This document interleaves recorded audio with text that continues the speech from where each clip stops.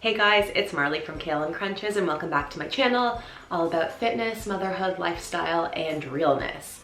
Today's video is going to be about travel tips for flying on a plane with your baby. Now DC and I have already done this twice, a flight to Miami there and back, and let's just say it didn't exactly go as planned. Well, that's motherhood for you. And I would have wanted this video to be like a vlog style, taking you with me, but seriously, like, bless those YouTubers who can go do that and go in an airport and get on a plane with their cameras, because we needed all hands on deck. There was a 0% chance we were even going to attempt filming this the first time around, and now that we're leaving again on Monday, there is a 0% chance that I am going to do that, so I'm filming it beforehand. I just don't get, like, you have your baby, you have your bags, you have, like, where does the camera go? They must have another videographer or something.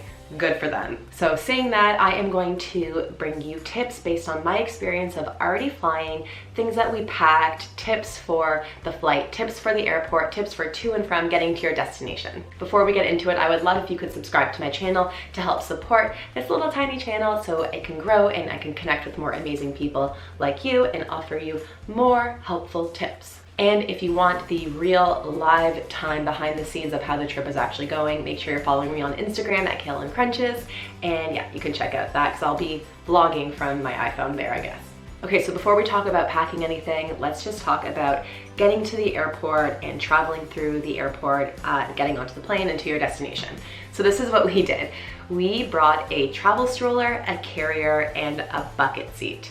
The bucket seat is the one that we have in our car. She's not in a car seat yet. It does clip into a base, but you can also just buckle it into any car. So we put her in her bucket on the way to the airport. We checked the bucket in one of those like checky bucket bags, and then we had our travel stroller and our carrier in the airport, which was awesome. The travel stroller was the Mountain Buggy Nano. It really folds up into nothing. They say that it fits in the overhead compartment. It didn't, but it did fit under our seat. So definitely really helpful to have Lily in a stroller throughout the airport. Saying that, we left the stroller in Florida where we're going back to, so we're just doing this carrier style now. We had already done it on the way home and it was awesome. So we just wore her throughout the airport the entire time. They didn't make me take her off when going through security or anything, so it was just really simple to have her on me for all of the airport travel, although it did hurt my back. Then once we got to our destination, the bucket came off of the plane and we were able to use the bucket in the cab ride to the condo. So now that we've talked about traveling to and from, let's talk about what to pack in your carry-on. So this style of packing is like the bag of bags of bags of bags. So you're gonna start with one giant lightweight bag.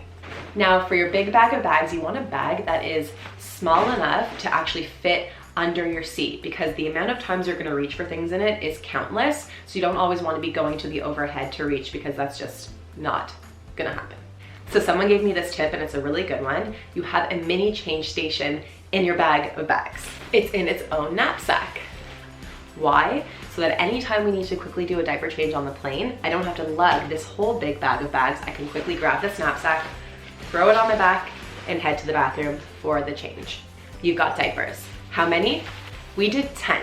The reason we did 10 is that we're on a 3-hour flight. It's not 10 diapers for a 3-hour flight. It's 10 diapers for basically an 8-hour day. You're getting to the airport, you have delays, you're in the airport, you're on the plane, who knows how long you're sitting on the plane for, and then you gotta wait for your bag, and then blah, blah, blah. So when people are like, 10 diapers for a 3-hour flight, it's not a 3-hour flight. You're literally there for like 8 hours.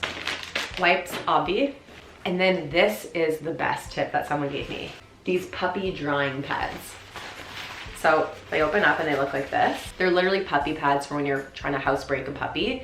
And I used them when I was recovering from my episiotomy, and I would like dry and air everything out on my bed from my postpartum recovery. So I have these left over, and they are a great makeshift change pad. If you have a really messy one, you can just, you know, quickly crumble it up and throw it in the garbage, or you can reuse it if it stays dry, because those change tables in the airports and in planes are so disgusting.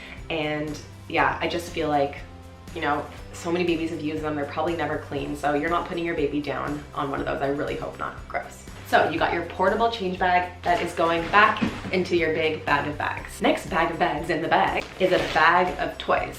Now, you don't really need that many. As you know, your baby would way rather play with every button or screen or tray thingy in front of you, but you gotta have some options. So we did one book, a really small one. It's really, really flat, and it has these like flappy things in it, just a little bit more exciting. We did a couple teethers because she is in like major teething mode right now.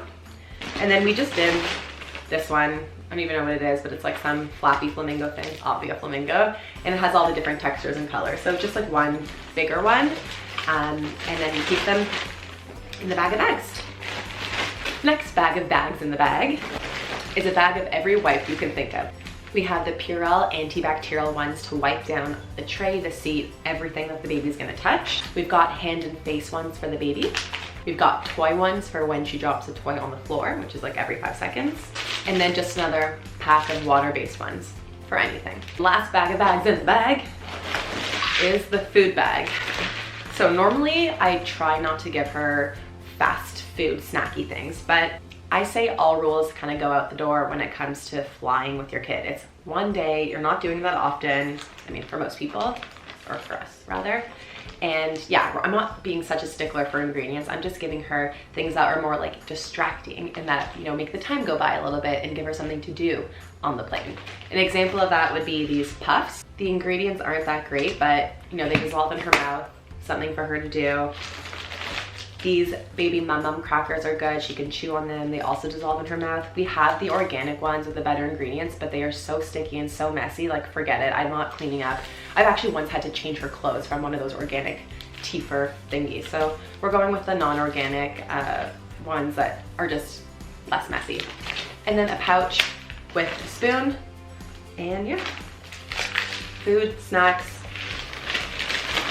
whatevs.